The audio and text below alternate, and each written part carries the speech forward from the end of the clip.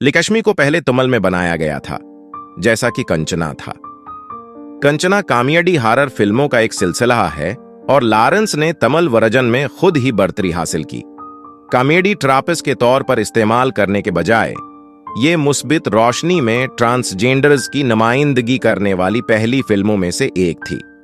किसी भी खराब को जाहिर किए बगैर हम आपको बता सकते हैं कि उस फिल्म में ट्रांसजेंडर शख्स को नाइंसाफियों के जरिया डाला गया क्योंकि उन्होंने मुसावात की जिंदगी का इंतखाब किया, आखिरकार उनकी मौत का बाइस बना।